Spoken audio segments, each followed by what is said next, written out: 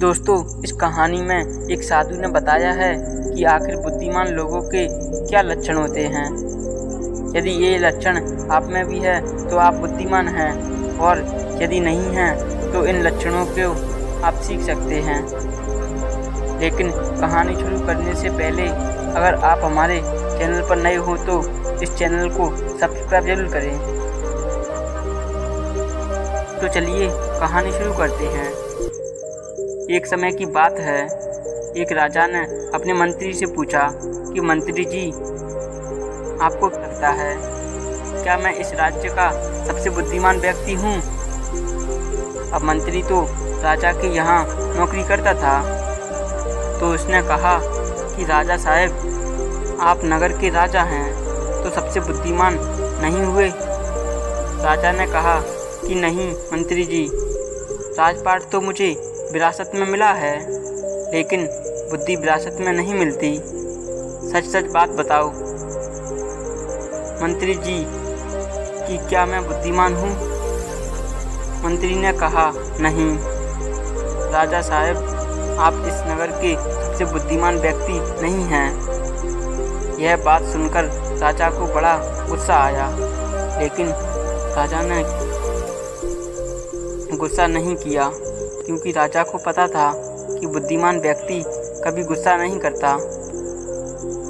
तो राजा ने पूछा कि मंत्री जी, तो बुद्धिमान व्यक्ति कैसा होता है? तो मंत्री ने कहा कि राजा साहब, मैं तो बुद्धिमान नहीं हूँ, लेकिन इस राज्य में बहुत से बुद्धिमान लोग होंगे, लेकिन हमें उन्हें ढूंढना पड़ेगा। तो राजा ने कहा ठीक है, इसमें ढूंढने की क्या ज़रूरत है, हम इस नगर के राजा हैं। आप इस नगर में ढिंढोरा पिटवा दीजिए कि नगर में राजा साहब ने बुला रहे हैं। ये बात सुनने के बाद मंत्री कहता है कि राजा साहब, बुद्धिमान व्यक्ति कभी भी अपने आप को बुद्धिमान नहीं कहता। अगर हम ढिंढोरा पिटवा देंगे तो हमारा महल मूर्खों से भर जाएगा, क्योंकि मूर्ख आदमी ही अपने आप को बुद्धिमान कहलवाएगा और वो यहाँ आकर अनाप शनाप बातें करेगा। इसलिए हमें कोई रास्ता ढूंढना पड़ेगा। इसके बाद मंत्री पूरी रात भर सोचता है कि ऐसा कौन सा तरीका हो सकता है जिससे कि बुद्धिमान व्यक्ति हमारे राजा के पास आ जाए। दूसरे दिन मंत्री जी राजा के पास जाते हैं और कहते हैं कि मेरे पास आपके लिए एक बहुत अच्छी तकरीब है। यदि हम ये तरीका अपनाते हैं तो बहुत जल्द बुद्धिमान व्यक्ति हमारे पास आ जाएगा और हम उसे पकड़ लेंगे। राजा ने कहा ठीक है, बताओ कि वह कौन सा रास्ता है। फिर मंत्री जी बोलते हैं कि हम पूरे राज्य में यह ढिंढोरा पिटवा देंगे कि जो कोई भी हमारे राजा को ऐसी बात बताएगा जो उन्होंने कभी नहीं सुनी हो, तो हम उसको 1000 मोहरे देंगे। इसको सुनने के बाद राजा थोड़ा हैरान हुआ। उसने मंत्री से कहा, मंत्री जी, आप क्या मुझे कंगाल करना चाहते हैं कि हम कंगाल हो जाएं? ऐसी तो बहुत सी बातें हैं जो हमने नहीं सुनी, और कोई व्यक्ति हमें ये बातें बताएगा तो हमें 1000 मोहरें देनी होंगी, और वो व्यक्ति बड़ा बुद्धिमान कैसे हो सकता है? मंत्री जी ने कहा कि कोई बात नहीं राजा साहब, इसका भी एक तरीका है। राजा साहब, यदि कोई हमें बात बताएगा तो हम बोल देंगे कि हमने ये बात सुनी है, तो हमें 1000 मोहरें नहीं देनी पड़ेंगी, और जो बुद्धिमान व्यक्ति होगा तो कुछ ऐसा करेगा कि हमारे पास कोई रास्ता नहीं होगा और हमें वो 1000 मोहरें उसे देनी ही पड़ेंगी। यदि कोई ऐसा आदमी हमारे पास आएगा तो हम उसे पकड़ लेंगे, क्योंकि वही व्यक्ति बुद्धिमान होगा। उस राजा ने पूरे राज्य में ढिंढोरा पिटवा दिया। तो बहुत सारे लोग आते हैं और राजा को नई नई बातें बताते हैं। हर बात को सुनकर राजा यही कहते हैं कि भाई, ये बात तो मैंने पहले ही सुनी रखी है। दूसरे राज्य से भी लोग आने लगे, क्योंकि 1000 मोहरों के लालच में कोई आदमी बहुत पुरानी बात बताता है तो कोई आदमी बहुत ही दूर की बात बताता है। लेकिन हर बात को सुनकर राजा यही कहता है कि यह बात तो मैंने पिछले साल ही सुनी है, यह बात तो मैंने अपने पिताजी से भी सुनी है। ऐसा करते करते वहाँ बहुत लोग आए और हर आदमी की बात सुनकर राजा यही कहता कि यह बात तो मैंने सुनी रखी है। थोड़े दिन बाद एक साधु राजा के पास आता है और कहता है कि राजा साहब, क्या नई बात बताने पर आप यहाँ पर मोहरे बांटते हैं?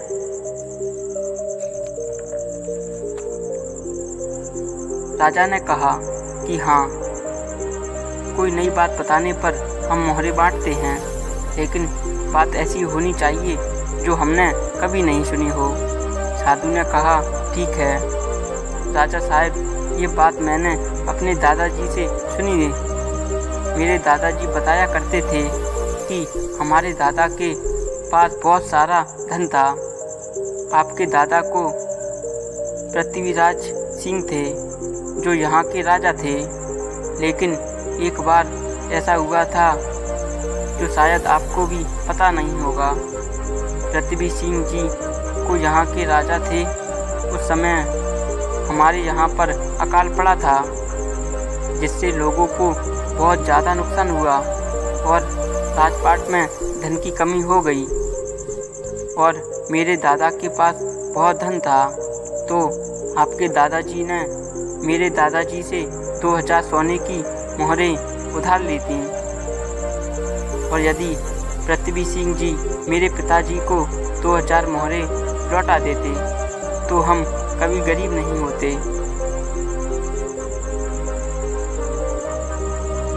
अब देखो ना राजा साहब, मेरे दादा ने आपको दादा की मदद की और इसी वजह से मेरे पिताजी भी गरीब रहे और मेरा भी एक गरीब परिवार है।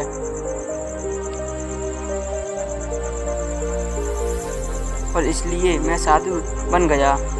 मुझे पता था कि आप वो मोहरे वापस तो नहीं देंगे, क्योंकि आपने वो बात सुनी ही नहीं। लेकिन आपने ये कहा कि कोई नई बात बताएगा तो आप 1000 मोहरे देंगे, और इसीलिए मैं आपको ये बात बताने आ गया, जिससे आपको ये बात पता चले।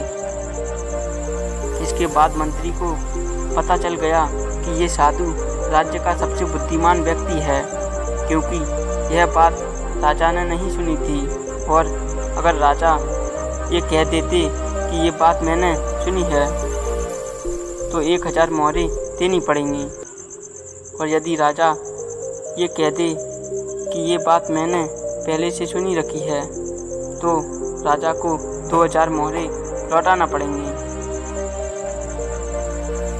अब राजा समझ चुका था और मन ही मन सोच रहा था कि बुद्धिमान व्यक्ति ने किस प्रकार हमें फंसाया है।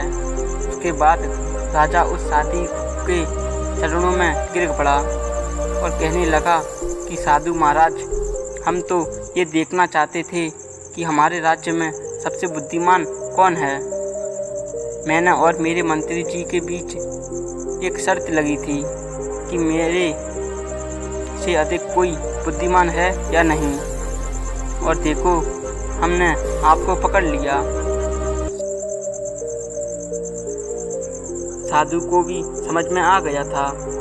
साधु ने कहा कि राजा साहब, मैं तो बस इस होड़ को बंद करना चाहता था। जब मुझे पता चला कि राजा साहब मोहरे बांट रहे हैं, तो पूरे राज्य में भगदौड़ मच गई।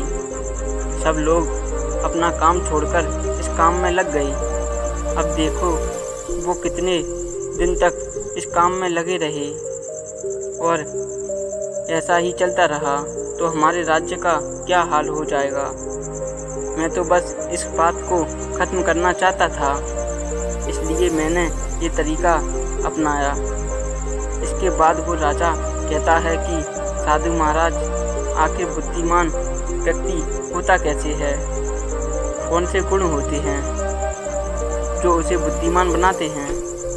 उसके बाद साधु बाबा कहते हैं कि वैसे तो बुद्धिमान व्यक्ति को पहचानना काफ़ी मुश्किल है, क्योंकि बुद्धिमान और मूर्ख व्यक्ति एक जैसे ही दिखाई देते हैं, लेकिन दोनों में बड़ा फ़र्क होता है।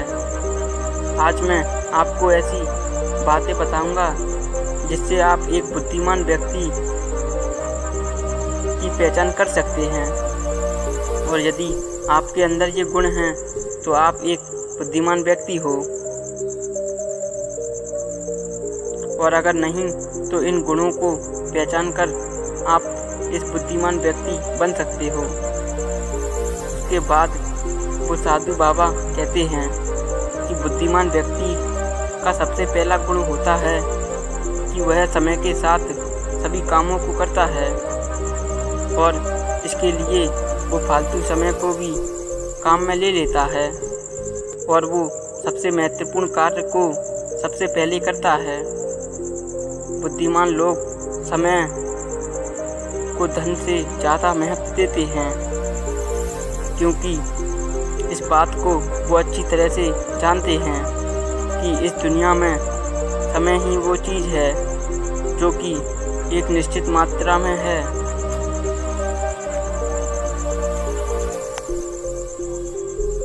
और जिसे किसी भी तरह से पढ़ाया नहीं जा सकता, और इसलिए वो हर काम की एक सूची बनाते हैं और उन्हें समय पर पूरा करते हैं। बुद्धिमान लोग आलसी नहीं होते, वो अपने काम को टालते नहीं हैं। आलस्य को वो अपना एक दुश्मन मानते हैं। वो इन आदतों को कभी कभी हावी नहीं होने देते। काम को टालने की आदत जो इंसान को कभी आगे नहीं बढ़ने देती। दूसरा गुण जो कि बुद्धिमान व्यक्ति का गुण होता है, वो होता है कि उसको किसी से कोई शिकायत नहीं होती। वो समझते हैं कि इंसान गलतियों का एक पुतला है, और इसलिए माफ़ कर देना ही उनका गुण होता है। इसलिए बुद्धिमान आदमी ये समझने में गलती नहीं करता, तो वो उसे समझता है, ना कि उससे लड़ता है, क्योंकि आदमी अपनी गलतियों से ही सीखता है। यदि वो गलती कर भी लेते हैं तो उसे पता है कि उसने गलती की है, तो वो इस गलती को दोबारा नहीं दोहराएंगे। और अगर कोई इंसान इस गलती को दोबारा दोहराता है तो वो मूर्ख कहलाता है। इसलिए बुद्धिमान व्यक्ति कभी भी एक गलती को दोबारा नहीं करेगा। तीसरा गुण जो बुद्धिमान व्यक्ति में तीसरा गुण होता है कि वो कभी गुस्से में फैसले नहीं लेता, और ना कभी खुशी में, क्योंकि उसे पता है कि गुस्से में लिया हुआ फैसला कभी सही नहीं होता, क्योंकि गुस्से में हमारा दिमाग काम करना बंद कर देता है और उसमें हमें कोई फैसला नहीं लेना चाहिए। और दूसरी बात है कि खुशी में फैसला नहीं लेना चाहिए, क्योंकि जब हम खुशी होते हैं तो हम बहुत ज़्यादा खुश होते हैं। उस समय हम जो भी फैसला लेते हैं वो उत्तेजना के बस में आकर लेते हैं, और उत्तेजना में लिया हुआ फैसला पछतावा के अलावा कुछ नहीं देता। इसलिए बुद्धिमान आदमी जानता है कि ना तो गुस्से में कोई फैसला लेना है और ना ही खुशी में। इसलिए बुद्धिमान व्यक्ति अकेले में शांत बैठकर सोचता है कि इसका क्या परिणाम होगा, और वो उन परिणाम को देखता है, सही को भी देखता है और गलत को भी देखता है। ये भी देखता है कि इंसान का इसमें क्या फ़ायदा है, और ये भी देखता है कि इंसान का इसमें क्या नुकसान है।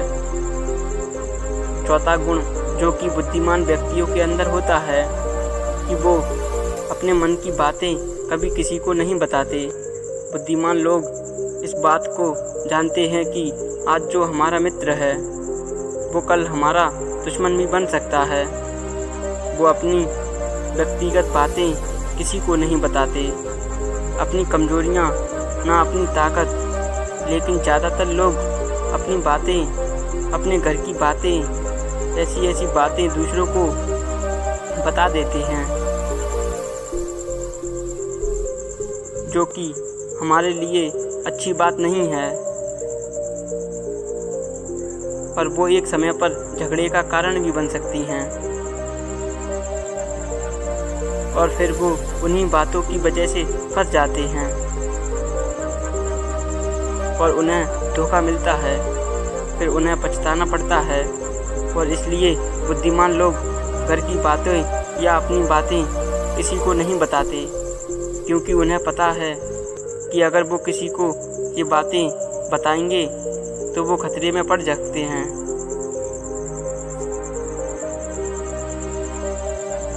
पांचवा गुण जो कि बुद्धिमान लोगों में होता है कि वो सभी से बातें करते हैं। ऐसा इसलिए करते हैं ताकि वो सभी लोगों का तजुर्बा सीख सकें। वो इस बात को समझते हैं कि किसी भी क्षेत्र का सफल व्यक्ति अपनी सिर्फ कुछ ही मिनटों में उन्हें वो बातें बता सकता है जिन्हें सीखने में उन्हें सालों लग सकते हैं। एक बुद्धिमान व्यक्ति का सफल व्यक्ति की सफलताओं से भी सीखना है, उसकी असफलताओं से भी सीखता है, क्योंकि एक व्यक्ति अपने जीवन में सीखने की कोशिश करता है तो उनकी उम्र भी कम पड़ जाती है। और इसलिए चाणक्य ने भी कहा है कि हमें दूसरों लोगों से सीखना चाहिए, उनकी सफलताओं से भी सीखना चाहिए और उनकी असफलताओं से भी सीखना चाहिए और उनके अनुभवों से भी सीखना चाहिए।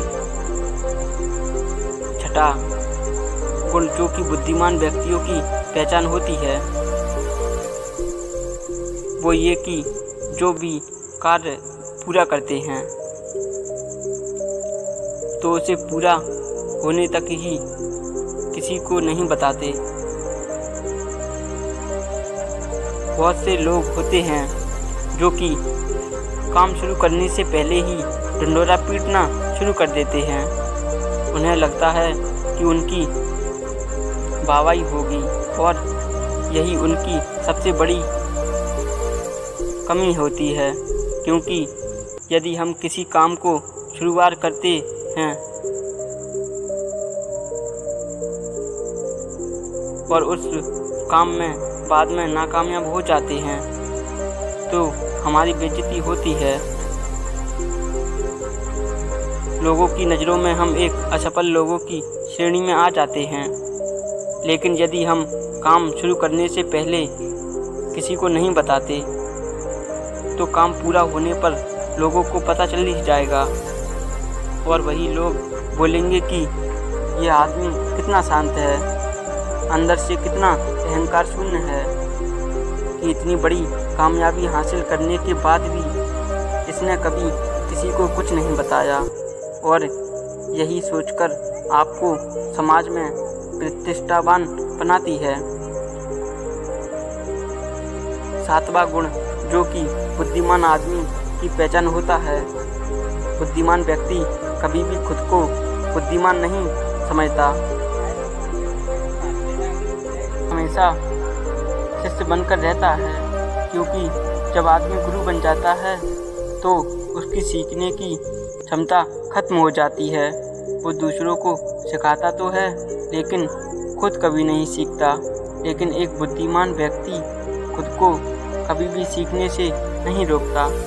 वो हमेशा प्रयास करता रहता है, कभी कभी कुछ सीखता रहता है, क्योंकि यदि अगर कुछ सीखना है तो हम छोटा बनकर सीख सकते हैं। बनकर अहंकार से भरने के बाद अपने आप को बुद्धिमान समझकर कोई बात सीखी नहीं जा सकती। इसलिए राजा साहब आपने इतना अच्छा रास्ता निकाला। यदि आप सीधे लोगों से ये कहकर बुलाते कि बुद्धिमान जो व्यक्ति है वह राज्य में आ जाए तो बहुत सारे मूर्ख लोग राज्य में आ जाते और बुद्धिमान नहीं आता, क्योंकि वो अपने आप को बुद्धिमान नहीं मानता। 8वां गुण जो कि एक बुद्धिमान आदमी में होता है वो ये कि बुद्धिमान आदमी अपने हर काम को ध्यान बना लेता है, क्योंकि बुद्धिमान व्यक्ति को पता है कि दुनिया में कुछ भी इकट्ठा करने लायक नहीं है। फिर भी हम मृत्यु के बाद अपने साथ कुछ भी नहीं ले जा सकते। इसलिए वो ध्यान और आध्यात्मिकता में ज़्यादा ध्यान लगाता है और वो ध्यान में इतना खो जाता है, फिर वो हर काम को ध्यान बना लेता है। और उनके जीवन में बहुत बुरे से बुरे समय चल रहा हो तब भी वो खुद को शांत रखकर सिर्फ काम करते हैं और ना ही वो ज़्यादा खुशी होने पर खुश होते हैं और ना ही ज़्यादा दुखी होने पर दुखी होते हैं। वो सिर्फ सामान्य दृष्टि में शांत रहते हैं, क्योंकि बुद्धिमान व्यक्ति जानता है कि समय हमेशा बदलता रहता है और यही समय का सत्य है। दोस्तों, आपको ये कहानी कैसी लगी कमेंट बॉक्स में लिखकर ज़रूर बताएं।